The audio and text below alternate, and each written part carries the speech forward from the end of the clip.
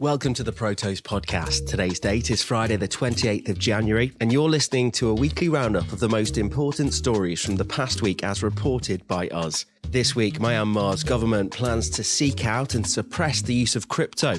Legislation in the US is making accepting crypto a pain in the ass for small businesses, and quantum computers could be only a decade away from cracking Bitcoin. But first,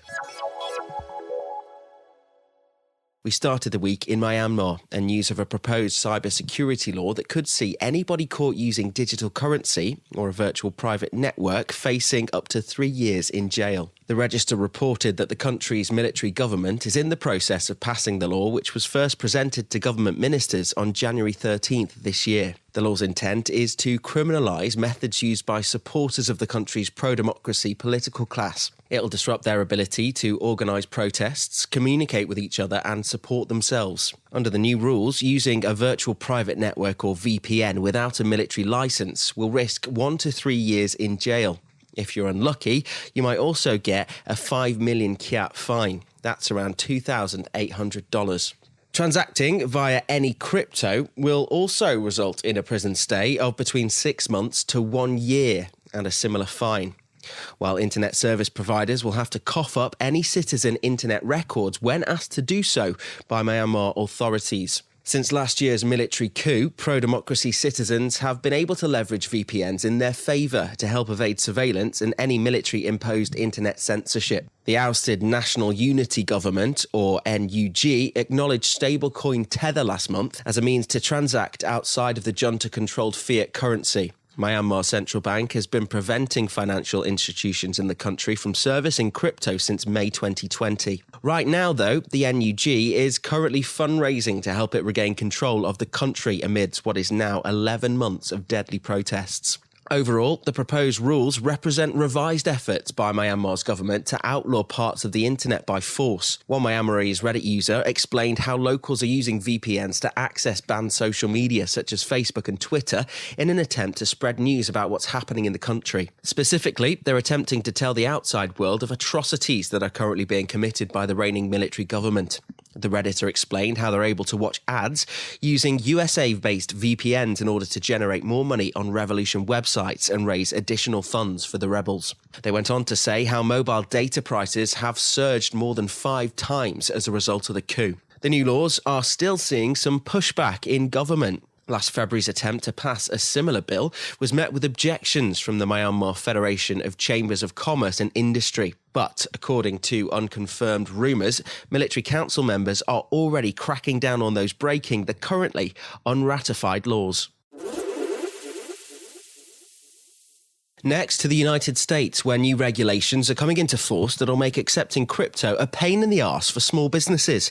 The Infrastructure Investment and Jobs Act will expand reporting requirements for US-based individuals and businesses that transact with cryptocurrency. The act became law on November 15th, 2021. The Treasury's Financial Crimes Enforcement Network, known as FinCEN, will now require disclosure of any crypto holdings in FinCEN Form 114. This is the form already used for foreign bank reporting. Current rules dictate that taxpayers must report any foreign accounts holdings that surpass $10,000, but FinCEN is also wanting to amend the Bank Secrecy Act to include a required disclosure of crypto holdings. Not to mention, the IRS is demanding that US taxpayers should declare their crypto portfolios on Schedule 1 of their 1040. The IRS also added new reporting requirements for crypto transactions in tax forms 8300 and 1099B this year.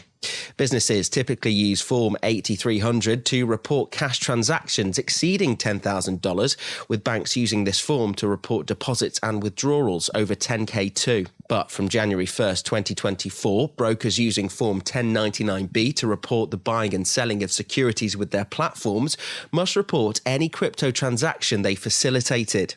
They're expanding the definition of broker to include crypto exchanges. The Infrastructure Investments and Jobs Act will also be expanding the term cash on Form 8300 to include any digital representation of value. This means that any assets using distributed ledger technology, such as blockchain, are expressly included. It reads, quote, Except as otherwise provided by the Secretary, the term digital asset means any digital representation of value which is recorded on a cryptographically secured distributed ledger or any similar technology as specified by the Secretary. But this means that Treasury Secretary Janet Yellen and her staff will have to implement new crypto rules on bank accounts and cash transactions. It's likely new reporting requirements will create an additional burden for businesses looking to accept crypto payments. Businesses bear the entire cost of regulatory compliance, including stiff penalties for failure to comply. These new rules and regulations could create some unfair challenges, no doubt causing some small businesses to opt out of accepting crypto.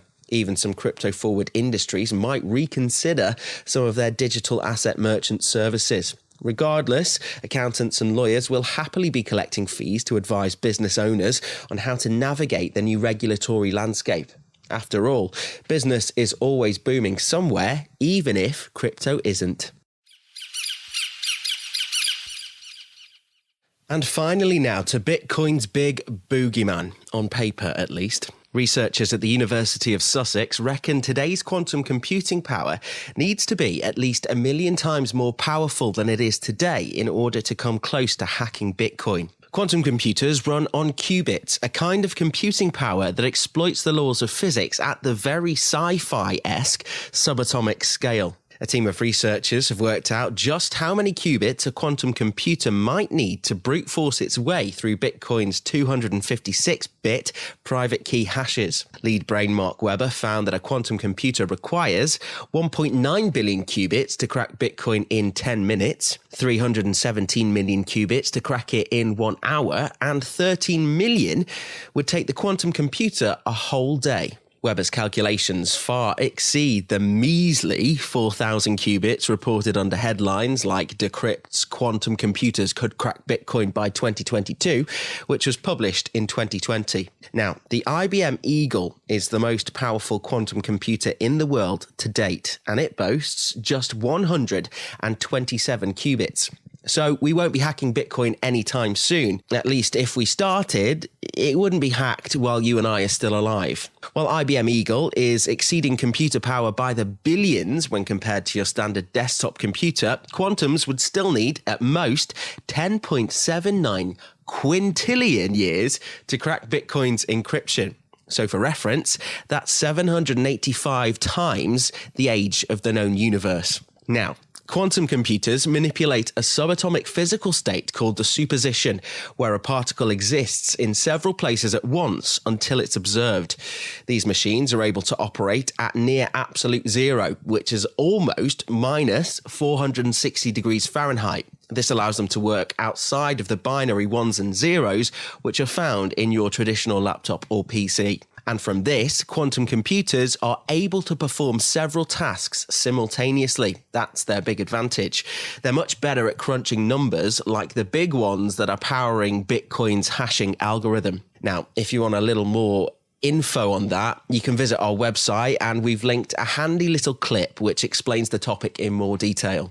So for now, though, Bitcoin is currently safe from the quirky laws of quantum physics, but it doesn't rule out other encrypted data that could be up for grabs. We'll call it save now, hack later. So, security experts are warning us that encrypted data like emails might be lying dormant on a bad actor's hard drive while they wait for quantum computing to catch up. Mark Webber pointed out, quote, "People are already worried because you can save encrypted messages right now and decrypt them in the future." He stressed that there's a big concern we need to urgently change our encryption techniques because in the future, they're not secure. But current quantum computing power is still way off. IBM said it plans to have a quantum computer with over 1,000 qubits next year, but that's still far fewer than the 13 million qubits Webber and his team believe would be required to hack Bitcoin in a day. However, Webber did tell reporters that he believed quantum computers could catch up in about a decade. And that's your lot. Thank you so much for listening. We hope you enjoyed this week's episode, but we realise there's only so much we can squeeze into just one podcast. So if you want more of the stories that matter and that handy little video on quantum computing, then check out protos.com. And don't forget to subscribe to the Protos podcast on Spotify, Apple Podcasts, or any other major provider for more weekly roundups. We'll be back next week. See you then.